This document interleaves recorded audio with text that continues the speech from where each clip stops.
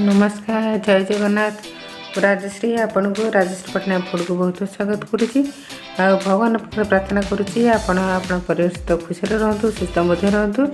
आज मुझे सहित शेयर करने जाऊँगी चाउल आलू बरा बहुत टेस्टी बहुत क्रिस्पी आपड़ ये पाखु देखिपे मुझे आप भांगिकी देखी आपड़ गोटे थर बनइले आपको बहुत भल लगे ता सहित मु चटनी बनई चटनी सहित तो आउ तो मजा आसीज गोटे थर निश्चिंत भाव ट्राए करूँ भिडियोटी लास्ट पर्यंत देखूँ आपन को जदि भिडियोटी भल लगे ताले गोटे लाइक करूँ फैमिली फ्रेंड रिलेटिव सहित शेयर करूँ आदि आप मो चैनल नुआ ताले सब्सक्राइब करा प्लीज भूलुनि। चलतु स्टार्ट करवा देखूँ मुझे अरुआ चाउल भिजे नहीं 4 घंटा पर्यंत यही ग्लास मुझे 2 ग्लास नहीं आपण हिसाब रे कम अधिका क्वांटिटी नहीं पारे। मुझे आपको गोटे जार को पूरेकरी ग्राइंडिंग कर नहीं जावा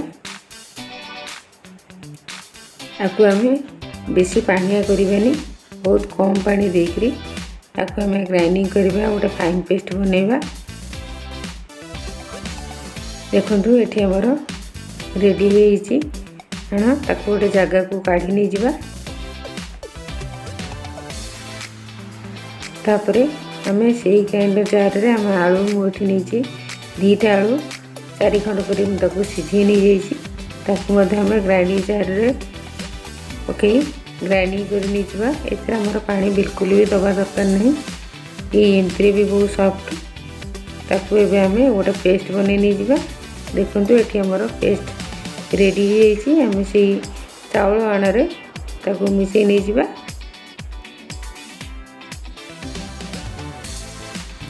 मिसई सारापर गोटे साइड रखीदबा तापर मसला नहीं पियाज गोटे नहीं बड़ करी धनिया पत्र नहीं गुंड गुंड काटी नहीं सहित अदा आउ भृषम पत्र कंचा लंका नहीं एबे ताकू सब मिसई नहीं मुझे लुण स्वाद अनुसार पियाज जो काटिक रखी धनिया पत्र अदा भृषम पत्र आ कंचा लंका आधे टिके 22 सोडा पकईकरी ताको भल भाव मिसई नहीं जावा बहुत भल भाव टिके फेंटी नहीं जावा जहाँफल आमर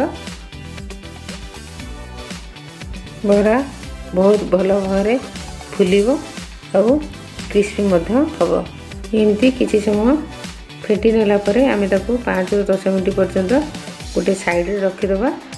से समय भितर आम गोटे चटनी प्रस्तुत करवा। मुझे चना डाली नहीं भजा चना डाली भूषम पत्र छोट छोट काटी नहीं नड़िया खंडे ता सहित नाली लंका गोटे नहीं आपड़ राग अधिका खाते आप लंका अधिक नहीं पारे रसुण 4 कोला नहीं स्वाद अनुसार लुण टिके पानी देकरी ताकू आम ग्राइंडिंग कर नहीं जावा। देखते ये आमर रेडी आम आपको एमती थिकनेस रहा दरकार बेसी पानी आइले भल लगे आपको गोटे बाइल को आम काढ़ी नहीं जावा। तापर आम ए गोटे छुंक दबा सोरिष बहुत टेस्टी लगे बढ़िया लगे। मुझे तेल गोटे स्पून नहीं सोरिष गोटे स्पून नहीं कंचा लंका भृषम पत्र छोट छोट कर काटी नहीं छुंक दे सारापर से आम चटनी रे ताकू ढाली दबा। तापर एबे आम गोटे साइड रखीदबा गोटा कड़ाई गरम करवा। देखो कड़ाई तेल गरम कर नहीं जावा एपटे आम चेक करवा देखो केते बढ़िया भाव आमर थिकनेस पड़ी आसी एमती हवा दरकार। तापर आम ये चेक कर नहीं जावा तेल ताती कि नहीं टिके पकेवा जो ऊपर उठी आसो जानवे जो तेल तातीगला तापर गोटे गोटे करी पकेवा बरा। आपण कड़ाई जी आपण हिसाब रे स्पेस अनुसार से अनुसार आपण बरा छाणी नेबे गोल्डन ब्राउन हवा पर्यंत आम ताको छाणीबा मीडियम फ्लेम रे। इन छाणीले बहुत क्रिस्पी होता है बहुत टेस्टी होता है। गोटे थर आपण ट्राए निश्चिंत करेंगे देखो केते बढ़िया होती आपन को निश्चित भाव बहुत भल लगे। एमती सेम प्रोसेस रे आमे बाकी जतक अछि आमे छाणी नै जिबा।